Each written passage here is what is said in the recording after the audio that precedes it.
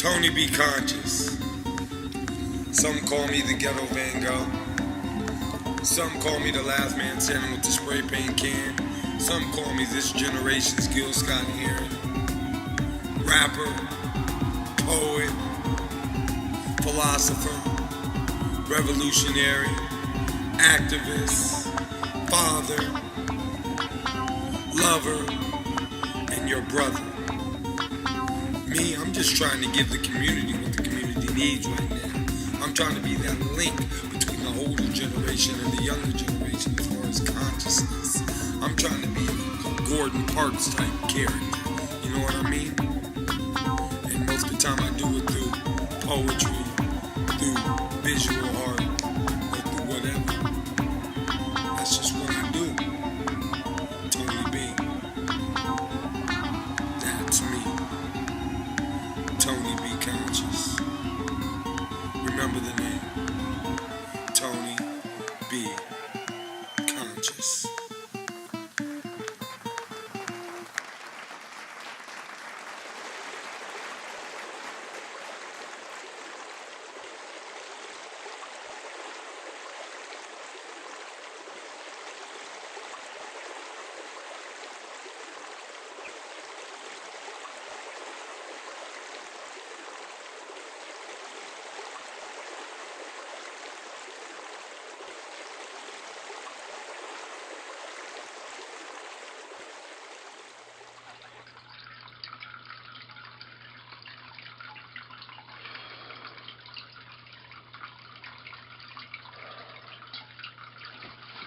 Welcome. My name is Tony Be Conscious. Some people call me the Ghetto Van Gogh. Some people call me the last man standing with the spray paint can. Some people call me an urban avatar, inner city shaman. Some people just call me Tony B. Spiritually speaking, my mother grew up Catholic. So I went to the Catholic church when I was a kid and never liked it. Not from day one. I rebelled. The priest, black Catholic priest, I believe his name was Father John.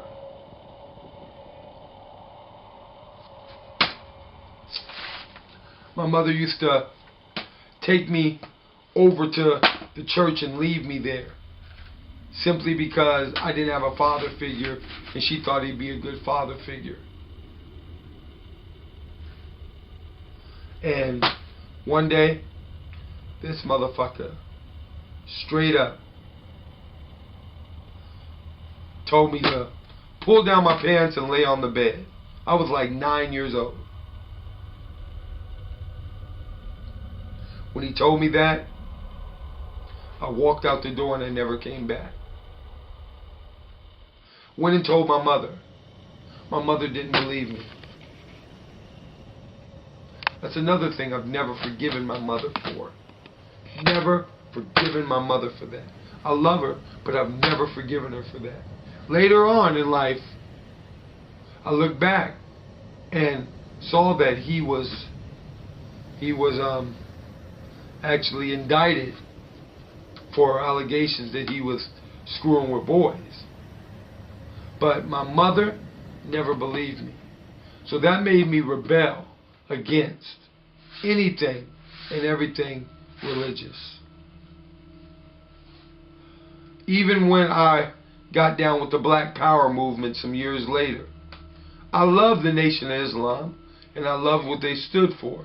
Matter of fact, Dr. Khalid Muhammad was one of my #1 teachers. He was one of my father figures.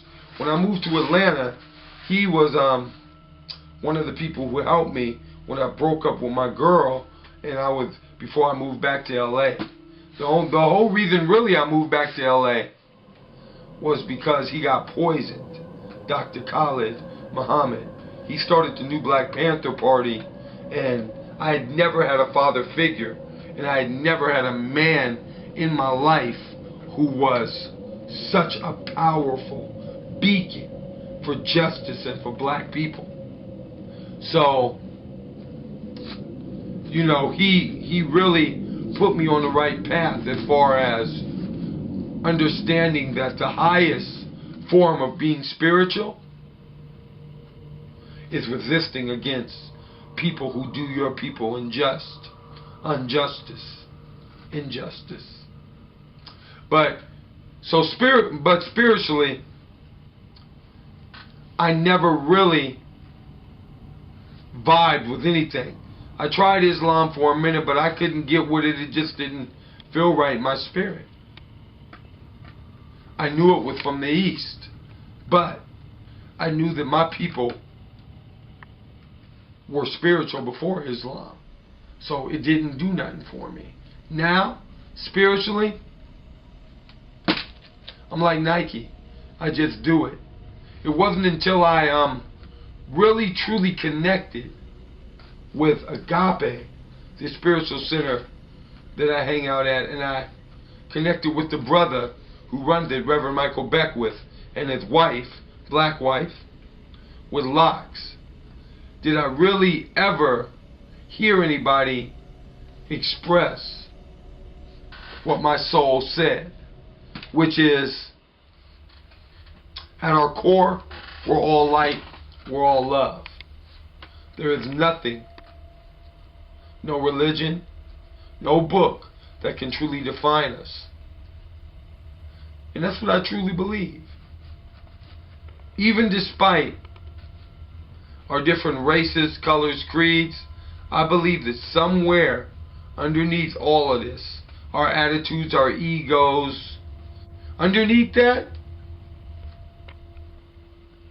there's some light in there. Some people is just buried so damn deep, they ain't never getting to it. But we are all light. We are all love, if we can just remember who we are. So, my religion is knowledge itself. Because once you learn yourself, you will realize that all things are already in you. You're already God. You are the God that you've been praying to. So why not celebrate yourself? You might as well. If you don't, who's going to celebrate you? Who's going to celebrate this life we got? In the universe, we're all just babies. How long has the longest person lived since the quote-unquote so-called Bible? 120 years? Okay. If you live to be 120 years old, you will have lived 1/1,000,000th of how long the universe has been here. Universe has been here for billions and trillions of years. What, we on the planet for 120 years? We think we doing something? Life is way too short. We have a short time together to make the planet better. We're only here for a little bit. And it moves quick. We're all just babies. So, every day I wake up, I try to influence somebody. I try to make a difference and change one person's mind, break one stereotype, make one child smile, make one child have that light bulb go off in their head. I try to do just something beautiful, something powerful every day. At least one thing. Now just imagine if every person on the planet, every person made it a goal every single day to go out and meet and greet and do something nice and say something sweet or say something uplifting or enlightening to one person they didn't know on the planet. Just every day, one person. If everybody did that, how fast would world peace come about? It'd already be here.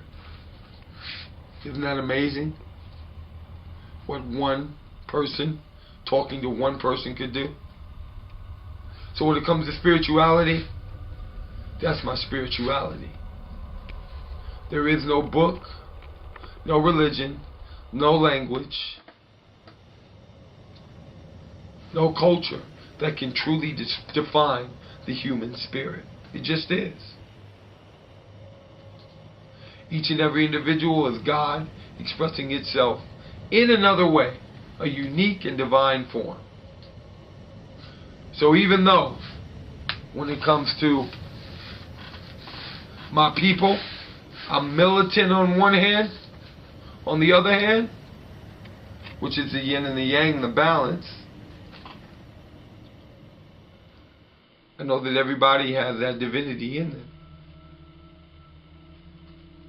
One is the outer, one is the inner. My inner being is what I'm talking about now. My outer being is this flesh, being black in America, being a black man on the planet, and knowing how they disrespect us. On the inside, I want to be Gandhi, I want to be Buddha, I want to be Krishna. But on the outside, I got to be Nat Turner, I got to be Marcus Garvey, I got to be fucking Huey P. Newton, I got to be Muhammad Ali. I'm trying to knock these motherfuckers out. But that's the yin and the yang. That's the balance. One without the other wouldn't do. You gotta be both. When you're one and you're not the other, then you're fragmented. Then you're off balance. That's why you see all these spiritual people. They're, oh, spirit. Oh, God is love. God is love. And while they're saying all that, there's only two reasons they're saying it. One reason they're saying it is because they probably are some of the people who are exploiting everybody, so they can say, oh, God is love, we're all one, even though they're part of the people who are exploiting. Or they're part of the people who are getting their ass kicked so bad that they don't think that they're going to ever win. So therefore they turn to spirituality and they're like, oh, well, you know, which means they've psychologically given up. Me, I'll never give up, and I'll bring my spirit with me. God is always with the oppressed. Always. Yes, I see the God in everything and everybody. But sometimes people are acting like devils on purpose. They know they can be divine if they wanted to, and they still act like devils. So sometimes you got to stand up, fight for your rights. And if a motherfucker don't give you your rights, you're going to have to beat the devil out of him. Word. No, tell me real quick. What do you want to know? Huh? What do you want to know? I want to know everything you know. I'm an educated black man, not a Negro. $5. So what you know about Tulsa? $5. Hold up. See, he's doing a documentary on me. Oh, I see. So I'm going to break it down to you really need. Okay. Tulsa, Oklahoma, Black Wall Street, Black Town. When everything else was down. Yo, when they were in a recession, my people, we had a blessing. We kept the money in our own community until somebody went and lied on one of we. They lied and said a black man raped a white woman. And then the planes started coming, bombing our town, started a race riot. Yo, and I really don't buy it. Why they come in and shoot my people down? We had our own stores. Why they want to break our town down for? Or maybe because we were self-sufficient. Oh my God. So just listen, every time I see Tulsa, Oklahoma, oh my God, I almost go into a coma. I think about my people, my ancestors. When we had our own Black Wall Street, it was better.